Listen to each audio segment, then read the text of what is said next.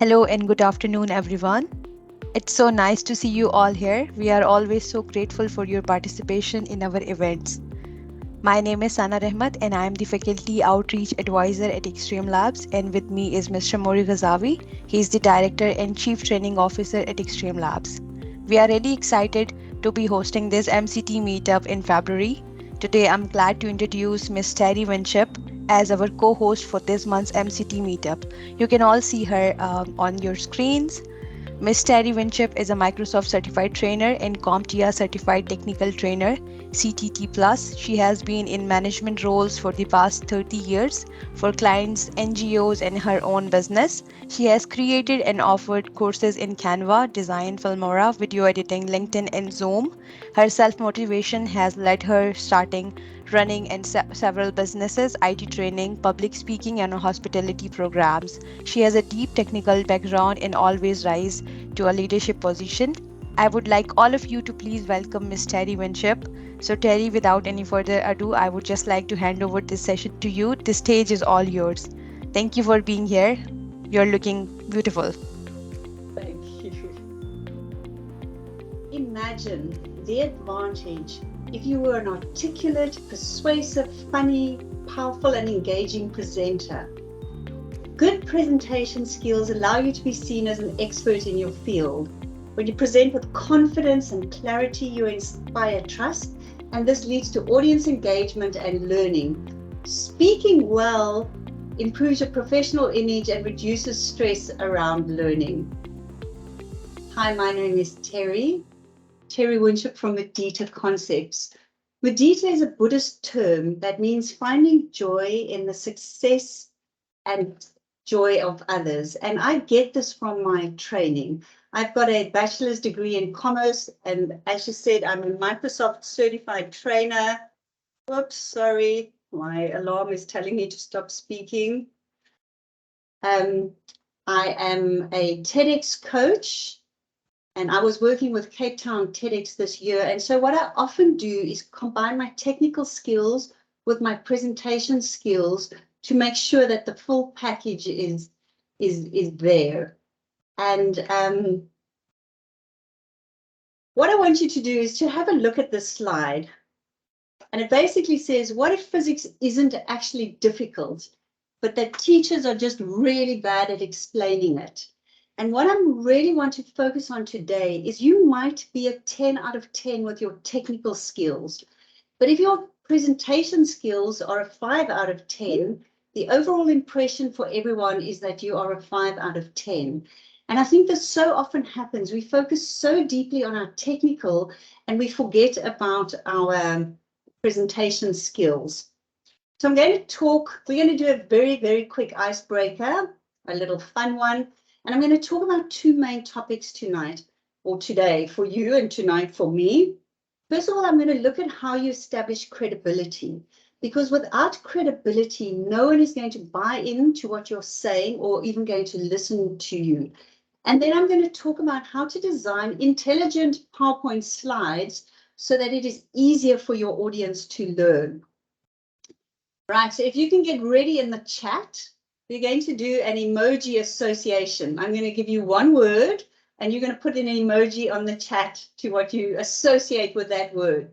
Right, the word is presentation skills. Let's see your emojis. Oh, some sunglasses. Perfect. So let's talk about credibility. When you establish credibility, your audience is much more likely to trust you and to believe what you're saying. And credibility enhances your authority. And you need to be known and seen as an expert in what you are presenting, and you have to get the respect from your audience. And your audience is more likely to be open to your ideas and arguments if they think you are credible. So we're going to be doing a little bit of looking at our reptilian brain, our old brain, because within the first 5 seconds of you being on the stage, people have already decided if they are going to listen to you or not. And it's so strange. I can even hear people thinking, First 5 seconds, that's ridiculous. What about my content, my facts, my figures, my PowerPoint, my research? But in truth, science and research have shown that in about 1/10 of a second, people take decisions about you. So you only really have one chance to make a good impression. If you fluff the beginning of it, it is very hard to recover. And research shows that people decide 11 things about you in the first 5 seconds of meeting you. Whether it's virtual, on a stage, at a party, in a boardroom, people decide things about you very quickly. This is our old brain, which just does these things really quickly. What's interesting is they may not always be accurate, the things they decide about you, but these things stick. And in 2017, the University of Toronto did a study that said that people will decide in the first 5 seconds if they're even going to bother to listen to you or not. So of these 11 things, 6 of them don't really affect presentation skills. I'm going to just share them with you. You can go and Google them. They're quite interesting. People decide if you are dateable, if you are promiscuous, what your sexual orientation is, if you are adventurous, if you're going to be a friend or a foe, or if you are a very dominant personality. But we're going to move on from these and look at the areas that are under our control. So what can we influence? And we can change people's first impression by changing our behavior and changing how we present ourselves. So there are 5 things under our influence that we can use when we're presenting. The very first thing is people decide if you're trustworthy, and they decide this in 1/10 of a second. And the research has shown that the more trustworthy people are people that are more feminine, baby-faced, and happy-looking.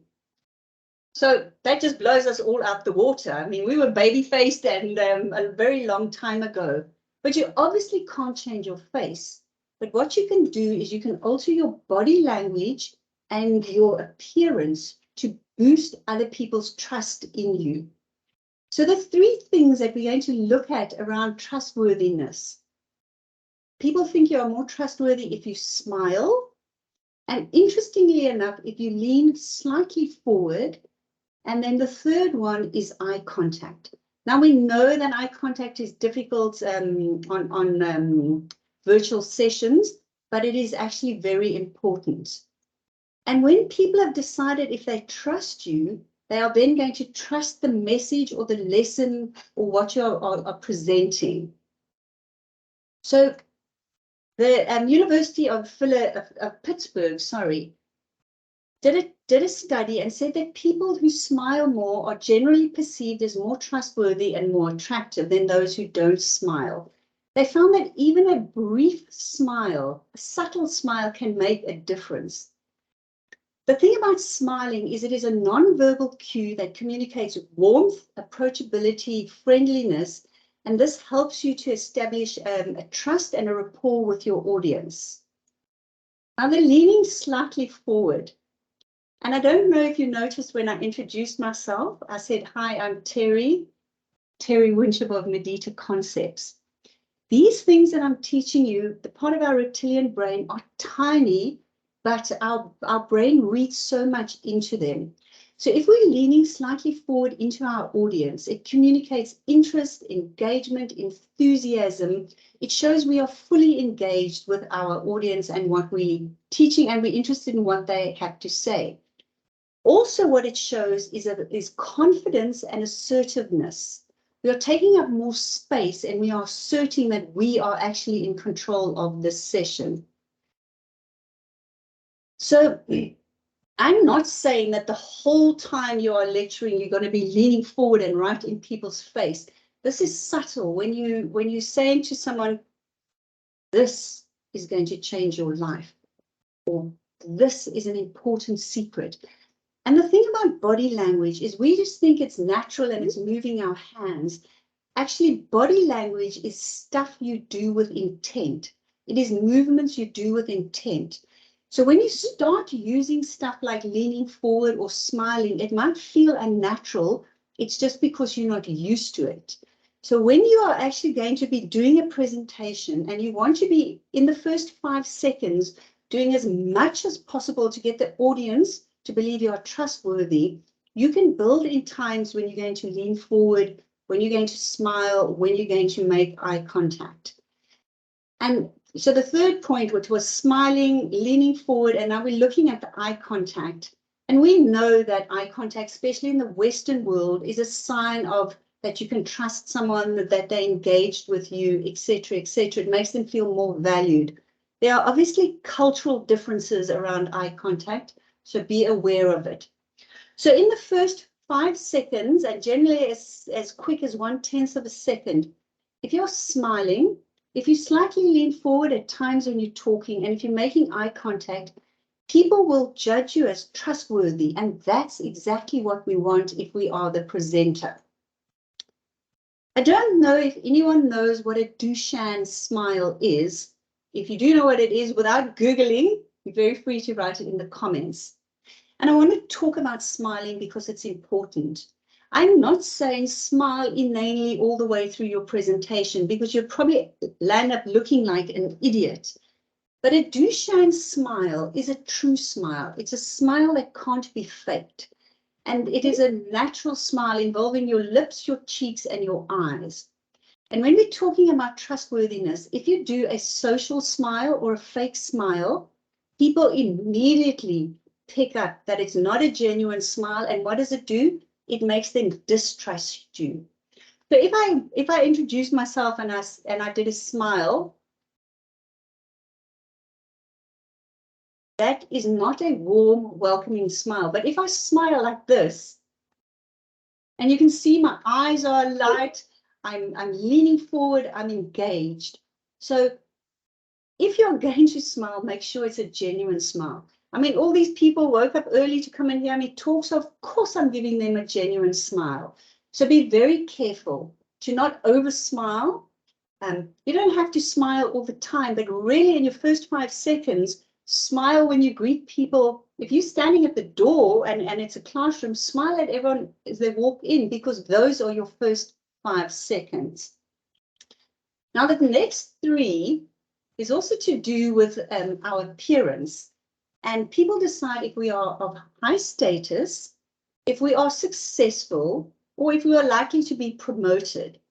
And our appearance and our clothing has a significant impact on how trustworthy other people perceive us to be. Our appearance communicates a whole lot of information about us, about our level of professionalism, our attention to detail, and people even decide your social status from that. So what's interesting is that we accord people of higher status a whole lot of qualities. Like we think they're competent, they're intelligent, they manage to navigate the world, which is why they use sports people and singers and influencers to wear named brands. So if you're wearing a named brand, like if you had Nike up your shoulder or something, people would automatically give you a whole lot of characteristics that you may or may not have. So what I'm saying to you is not that you have to come to a lecture or be a presenter and wear a suit. But what I'm telling you is that be very cautious that your words might be meaning one thing and your dress and your appearance might be telling a different story. So I do quite a lot of training with university lecturers. And very often I can't tell the difference between the students and the lecturers. They all dress the same. And then when I talk to the lecturers, they say, I struggle with authority. I struggle to be seen as the one in charge. And so my advice to them is often just dress a little bit up. If they are wearing a t-shirt, you wear a golf shirt or an open shirt with a collar. So people read into your appearance, regardless of how you've dressed. Now imagine if I came to do this talk today and I was wearing my favorite ball gown, full of glitter and sequins, and I had a little shawl on and I had some sparkly things in my hair. It is incongruent with the training that I'm giving. And just as well, if I came in and I'd just been for a run around the block and I was all sweaty and my shirt was stained and my hair was all sticking up, you would probably read into it, goodness, she didn't even care enough to prepare for this lecture. We're not going to care enough to actually listen to it. So when you are going to be giving a presentation or teaching a class, you need to look at these things that the reptilian brain is looking at. And it is very easy. It doesn't matter what your looks are. If you're tall or large or small or tiny, you can still curate a look to come across as professional, which is why swindlers and fraudsters and scamsters use these kind of things. I don't know if anyone saw the Tinder swindler, but he would meet these women in these 5-star hotels. And what they did was they associated the surroundings with what he was saying. If he had met them at the local McDonald's, they probably would have run a mile. So use this to your advantage so that people, when they see how you're presenting, buy into what you're going to be saying. And it's not, none of these things like smiling, leaning forward, eye contact, dressing professionally are difficult things to do. You just need to do them with intent. Now, people also decide in the first 5 minutes if they think you're smart or not.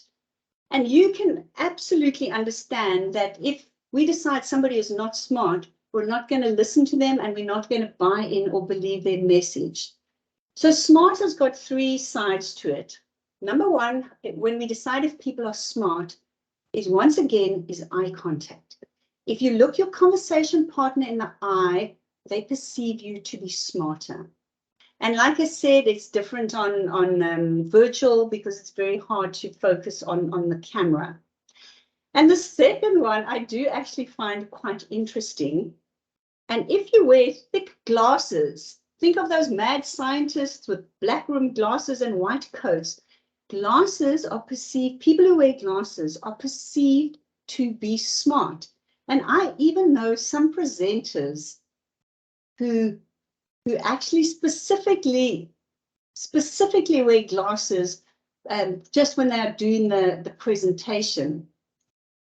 And the third one, and this is probably the most important one for virtual classroom. We don't find people who speak in a monotone smart. We believe less in their presentation and in their message. Think about this. If you're trying to fall asleep and you're listening to a meditation app and they're speaking in the slow, control, the pace doesn't change, the tone doesn't change, they're sleeping like, talking like this to get you to sleep. But no, we don't want to be doing that when we're giving a virtual training session. So we are on a 2D screen, it's flat. The only thing is the visual, they can see you and they can hear you. So you have to use your voice as one of your tools. And you've got to make full use of your voice to express your personality, your emotions, but also to align up with the words that you are saying. And I know some people, when they lecture, they go into this boring monotone, but it is not the optimal way to get your knowledge into your students or your learners' heads. You've got to vary your voice, change your pitch, your volume, your speed, and the general sound that you're creating. So when you're talking about something exciting, you're normally talking faster, more high-pitched, you're leaning forward. If I'm going to be sharing the world's biggest secret with you, I'm pausing and talking slowly. I'm using emphasis. So once again, you use your voice with intent. You don't just speak the same and never think about it. And also people often forget about tone. Do you know that even with your voice, 70% of what people are picking up are the non-verbal clues and 30% is your voice. But if I was going to have a Q&A and I sat with my arms crossed and I said, right, we've got 5 minutes. Anyone got any questions? Let me tell you, everyone in your class is petrified. But if I said to you all, hey, look, We've managed to get 5 minutes. Let's get as many questions as we can through. Can you see that tone is different? And the other thing what you have to focus on is that your words, your facial expression, and your body language is all in sync. I can't stand here and go, I'm really excited to be giving this lecture today. Presentation skills is my favorite thing to teach. Well, sorry, your face and your body haven't matched up with your words, and we don't believe you. So even if you're teaching Excel, for instance, which many people think is dry and boring, and I love, but you could say, right, we are going to get onto pivot tables. These are going to change your life. I'm so excited. So use your voice as a tool because it is really important. So to be perceived as smart, it is your eye contact, it is if you wear glasses or not, and it is your expressive voice, face, and body language.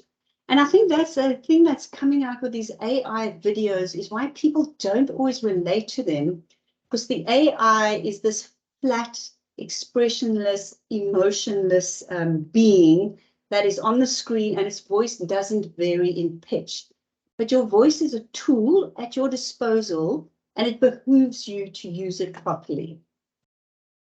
So before we've even opened our mouths, people have decided those things about us. If we are trustworthy, if we are smart, and even if they are going to listen to us. And it is really simple things like smiling, eye contact, your appearance. You've curated your appearance. You've decided how you're going to look.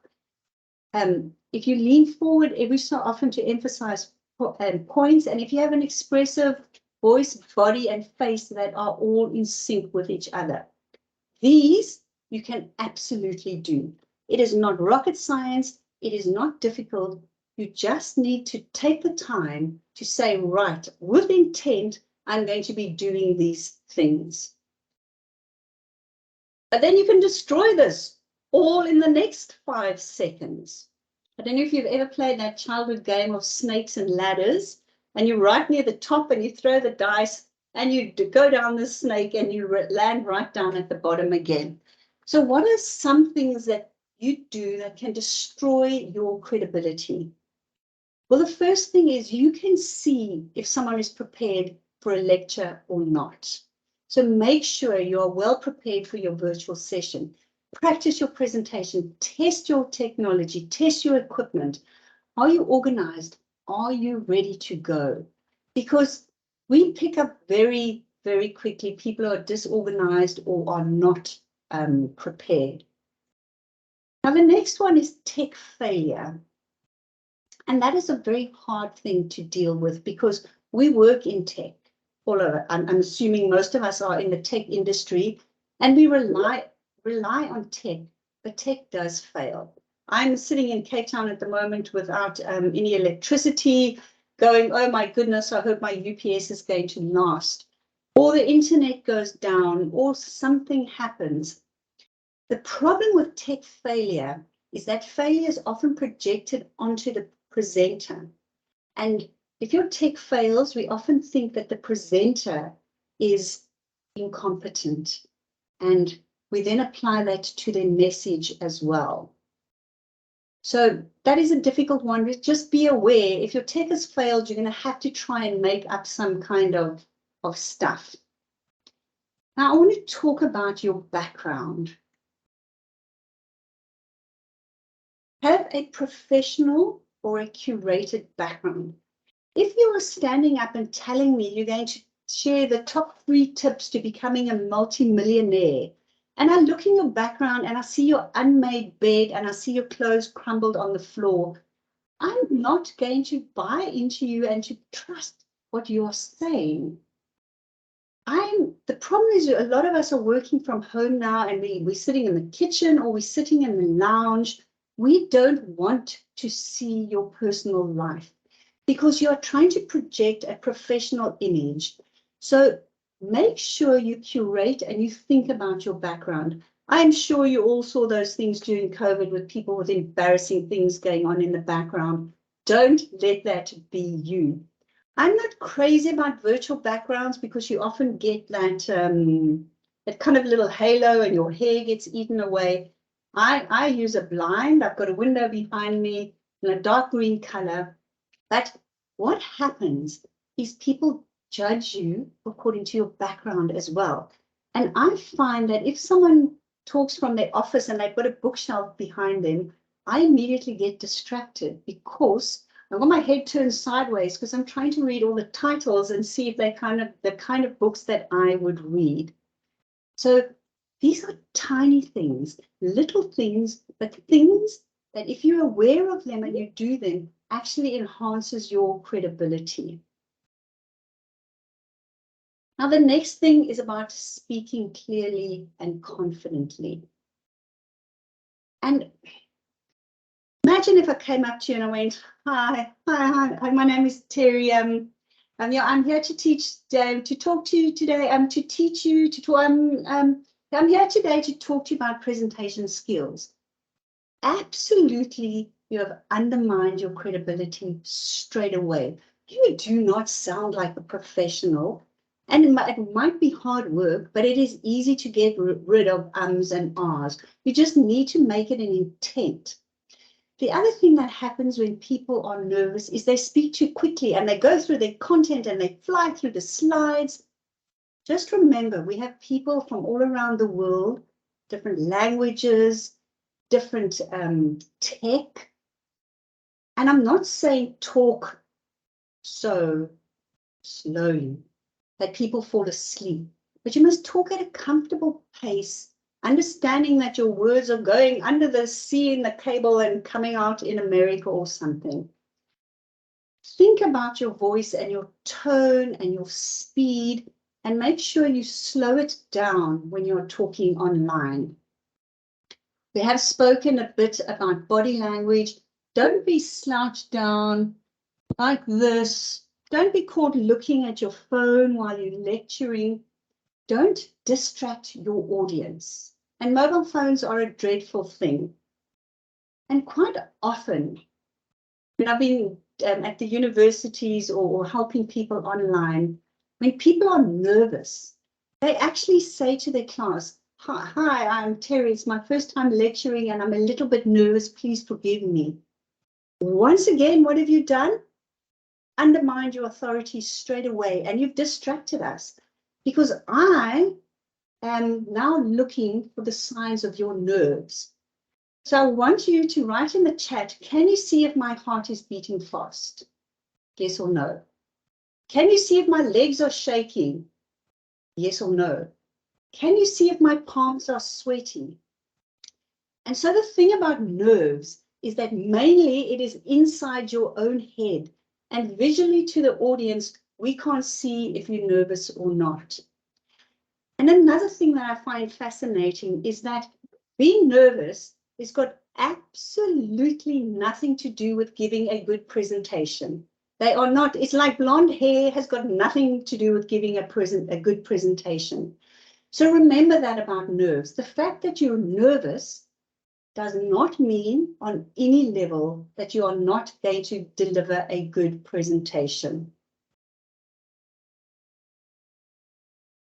So we were concentrating on the first 5 seconds and our opening to make sure we come across and we establish our credibility, our authority, and our expertise right up front.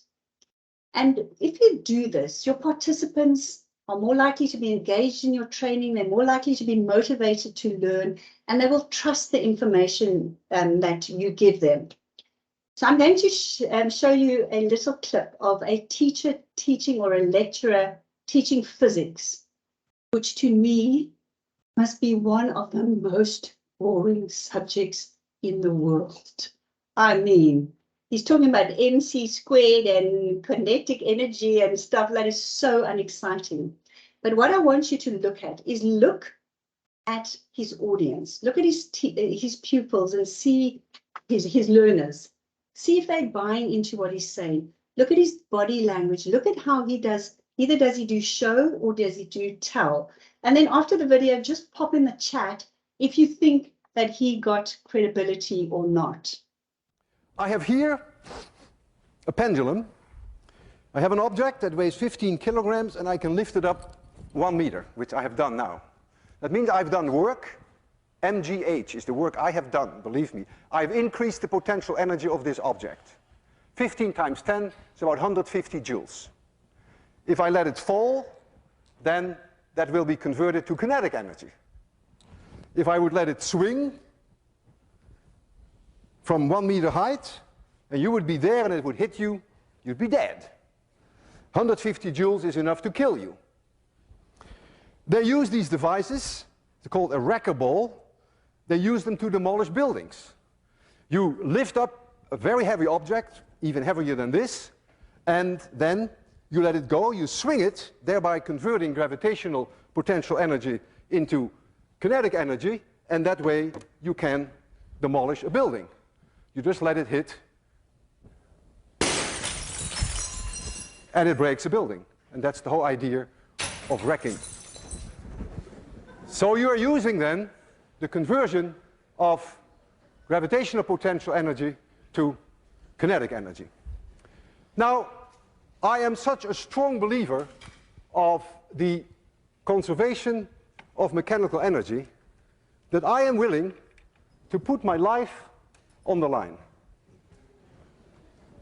If I release that bob from a certain height, then that bob can never come back to a point where the height is any larger. If I release it from this height and it swings, then when it reaches here, it could not be higher. There is a conversion from gravitational potential energy to kinetic energy back to gravitational potential energy, and it will come to a stop here. And when it swings back, it should not be able to reach any higher, provided that I do not give this object an initial speed when I stand here. I trust the conservation of mechanical energy for 100%. I may not trust myself. I'm going to release this object, and I hope I will be able to do it at 0 speed, so that when it comes back, it may touch my chin, but it may not crush my chin.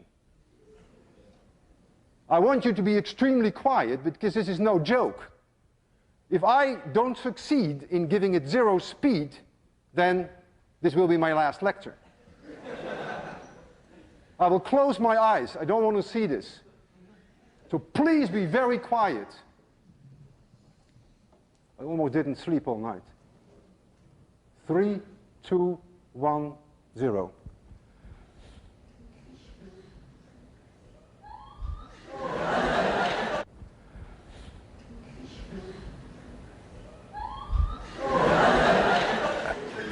Physics works, and I'm still alive. My question to you is, do you think he was credible? Do you think his students loved him? Do you think he was doing a show as opposed to tell? And that is the whole thing you need to understand about credibility. It doesn't matter what you are teaching, you can do it in a way that your audience buys into what you are doing. Right, I'm going to move on. So we've spoken about credibility, how we can use our reptilian brain and curate our appearance, our smiling, our leaning forward, our eye contact to establish credibility with your class. Now we're going to move on to PowerPoint. And I get so annoyed when I hear people say, oh, PowerPoint is so last century. Well, actually, what is so last century is people using PowerPoint badly. So I want to introduce you to David J.P. Phillips. You may have watched him. He did an amazing TED talk called Death by PowerPoint, and he's written a book. And basically, he says that the bad use of PowerPoint is what leads to death by PowerPoint. Confusing graphics, slides that have got too much text, presenters whose idea of a good presentation is to read out 40 slides. Emotionally, your audience is going to disconnect from you, and they are not going to learn what you are trying to teach them. But I'm going to let David introduce himself. This is a short clip from his TED talk. Okay, ladies and gentlemen, welcome. There is a question which has puzzled me for quite a while. And that is, why do our PowerPoints look the way they look? Or rather, how on earth can we accept that they look the way they look? How can you do that? And do you know what's even more intellectually challenging for me to understand? Is how can a person sit over here in this meeting room with 10 others, observing this dismally bad PowerPoint filled with charts, graphical elements, page numbers, fading away 5-7 minutes, thinking of other things. You know the feeling, the boredom, the waste of time. This person, after 40 minutes, he or she will stand up, a bit dazed, trotting off to his own office, coming into his own computer, flipping it up, going like, oh my God, I've got a presentation tomorrow, and I do have a PowerPoint to build. Now, what is the chance that this person will build an equally bad PowerPoint as the one that he or she was by herself tortured by in the other conference room? Is that a big chance? Yeah. Now, what is that? Why do we do that? Is that vengeance? Is that where you go like, you did that to me, I'm going to do it to you, you got it coming, bro? Is that the case?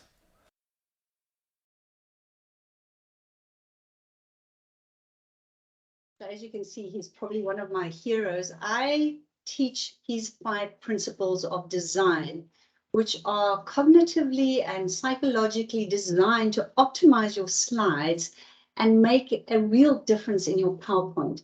I mainly teach these to corporate, but these work just as well, and in fact, probably more effectively when you are training people. So David speaks about 5 design principles. 1 message, no sentences, size is important, contrast is important, and the number of objects that you have on a slide. So why? We are all intelligent human beings. Why can't we stick all 5 messages on one slide? Well, the truth is that your audience will only focus on one of the messages and they will ignore or diminish the rest. So make it simple. 1 message, 1 slide. We all know what we're talking about and what we are focused on. If you make your slides so busy, we're just overwhelmed, and what we do, we cut off. Has anyone ever seen a slide like this? I see them in corporate all the time, and it makes my heart sink. When you see this, first of all, it's got everything wrong about it, but can you see there are 2 very different messages? One is keep your presentation simple, and the other one is prepare and practice.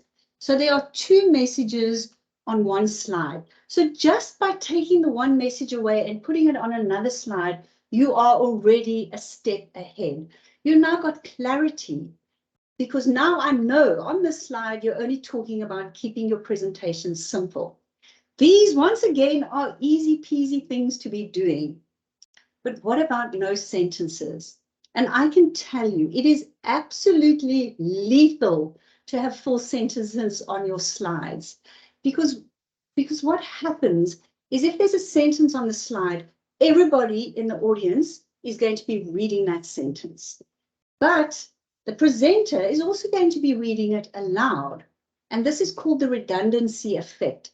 The oral and the visual are all processed in the same part of the brain. It's the same information coming in.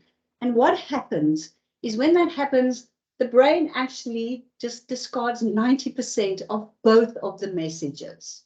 So either you should just have a slide with writing, or you should just talk about it. And they found that the most effective slides are ones that have got just a visual and the lecturer is talking through it. You will see some of the companies like Apple and companies like that, they are only allowed maximum of 2 words on a slide. So know that when we are reading this slide today, that we read on an average between 200 and 300 words a minute. We fast when we read, and often we just scan it. But when the presenter is reading the slide to you, he's reading it at 125 to 150 words in a minute. So now we're getting the same information, one at a fast rate and one at a slow rate. And 90% of what is said and read is lost. And the reason is this multitasking, hearing and vision is accessed in the association cortex in our brain. And its job is to integrate the information and to sort it out. I don't know, it's a thing that always makes me laugh. When my mother, who's 83, is reversing the car, she always turns the radio down. And that's because as you get older, these multitasking things are more difficult to do. So just know, if you've got words on your slide and you're reading them, you have lost your audience and they won't even remember 10% of what you're doing. So just look at how different this is if you've used bullet points. If we compare this slide, which is just dense and unappealing, and we change it into something like this, it is concise. The bullet points are pointing to us as what is important on the slide. It's got visual clarity, much easier, and it's got interesting because it's got a pretty lady pointing at the slides. Now, size. Our eyes are the physiological things happening in our body. We're drawn to moving objects. Have you ever been in a pub or a restaurant and there's a TV in the corner and it keeps drawing your eyes? You keep getting distracted by this TV. Signaling colors, red, yellow, orange, which is why they use them for traffic lights. Contrasting objects and big objects. Our eyes are drawn to big objects because they stand out from their surroundings and they are visually dominant. So our brains are naturally programmed to notice things that are bigger and to give them more importance. So what I'm going to do is I'm going to show you a slide. I'm sure you've all seen it before. It goes around social media all the time. Just read it. And this is to do with visual hierarchy, and obviously advertising agencies jump on this very quickly. And I always, whenever I'm presenting this, I get someone in the audience who goes, no, I read the tiny sentence first. Well, the research has shown that 99.9% of us you will read this first. Many people don't even bother to get to the top line. So how do we apply this to our slides when we are presenting or teaching? So this is a typical PowerPoint slide. Our heading says, keep it simple, and then we've got our content points. This is a default PowerPoint way of doing things. But the research has shown that when we're looking at a slide like this, 70% of our time is on the headline, keep it simple. But is the headline the most important thing? Do you want them to go home and remember the 10, 20, 30 rule? Or do you want them to remember the keep simple?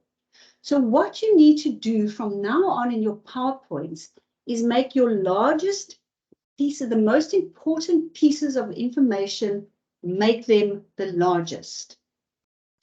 So the heading, even if you didn't have a heading, if they remembered the 10, 20, 30 rule, 10 slides, 20 minutes, 30 font size, they are remembering the correct stuff.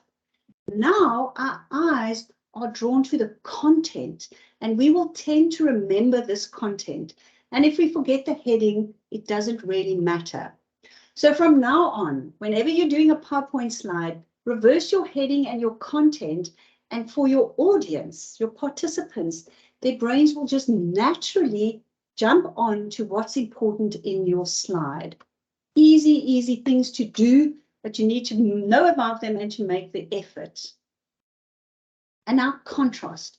Our eyes are drawn to areas of high contrast, as bright colors against a dark background, and often a contrasting color signals to us that an important change is coming, or this is important information. I remember when I was at university, we used those highlighters to highlight in our textbooks endlessly.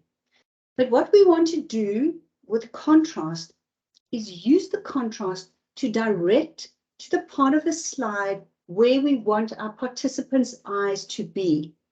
So I'm going to share this very cute little slide of how this guy was controlling the kitties, what they were looking at, what they were doing. And effectively, this is what we want to be doing with our participants. Goodness knows how he managed to get them all in a row. So now let's look at our slide. We've got our heading, which is smaller. And at the moment, what has got prominence is the bullet point 10, 20, 30. Now I've spoken about that, I've explained it to the class, and I move on to my next bullet point. But I've used contrast. What I've done is I've dimmed the areas I've spoken about, and I've made them slightly smaller. So I've used size and contrast. When I'm now talking about the 20 minutes, and now I'm talking about the 30 font size. And the research has shown, and they've tracked people's eyes, as we move down the slide, they are focused on the thing that I am talking about. So use contrast. Use the built-in PowerPoint function that says dim after animating or something. But if you look at this slide, if I was talking about this slide and I'm talking about the 20 minutes, it's hard to tell. But if I'm talking about this slide, you know, as the audience, we are focused on the 20-minute part of the story. So build contrast into your slides. Often in corporate, you're talking about something, and I'm talking about the April to May figures for the average temperature. What you need to do, once again, I've used contrast to make it stick out, and I've made those figures slightly bigger. And that's what I'm talking about, is design your slides to benefit your audience. Here is another example. Now, we know you can get dark mode for all your social media, for your cell phone. And people do this because they say it relaxes your eyes. You're not screwing up your eyes because it's too bright. There's not too much glare, etc., etc. And also, we don't want the background of our slides to be of any focus, of any importance. Really, we want the focus to be on the presenter, which is you, or to be on the content. So if I've got a white slide like this, it is so bright, and that is PowerPoint's default, is this white background. And what happens is people are actually reacting to the background and not to the presenter. So be kind to your audience, have a softer background because it becomes a non-issue. Now, how many objects should you have on your screen? If you Google this, this is hotly debated. And there is a 6x6 rule, which even though I don't use it, I think it is actually makes sense. You should not have more than 6 bullet points, and each bullet point shouldn't have more than 6 words in it. And the reason for this guideline is to keep your presentation focused, concise, and easy to follow. I often see people send me their slide decks, and I just send them straight back going, no, I'm overwhelmed. If we are talking about big objects, how do I find it in this whole mass of wording? Don't do stuff like this. So now, David, we're coming back to him.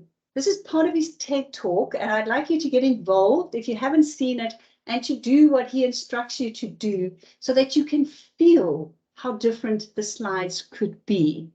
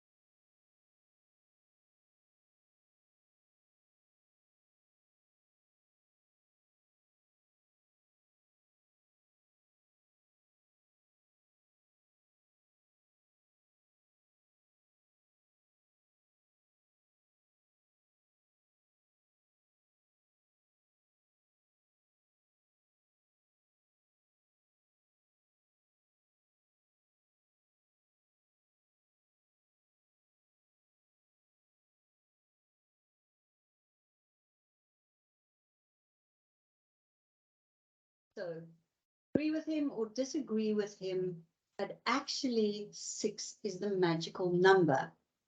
And what you're trying to do is design your slides to be intelligent so that it is easy for your audience to follow with what you are doing. So we're going to do a quick recap. So we started with these terrible slides that we have all seen and lived through. Now we've created the perfect slide. And why do I say this is perfect? Well, number one, there is one message on the slide. We're talking about the 10, 20, 30 rule. Number two, there are no sentences. There are just little bites of the information. Number three, we use size to draw attention to the most important information. Heading is the smallest, content is bigger, and the current content is the biggest. And we've used contrast. When you look at the slide, you know I'm not talking about the 20 minutes, I'm talking about the 30 font size. We make sure we look at our background. We don't have this white glary background, which actually upsets a lot of people's eyes and takes our focus off. To have a soft background so that it is a non-distracting issue. And then we have got 6 objects. 1 for the heading, 2, 3, 4, 5 for our points, and 1 for our graphic. And that is the magical number. So I'm coming to the end of my presentation now. And I know we looked at 2 quite incongruent things. We looked at establishing credibility in the first 5 seconds, using what our reptilian brain is doing. But then we continued on that theme and looking at our slides, which is also how our brain is reacting. And we're using our slides intelligently. So it is now open for any questions, comments, arguments, if you don't want to agree with me. And as they always say in the classics, you can use what I've shared with you, or you can lose it.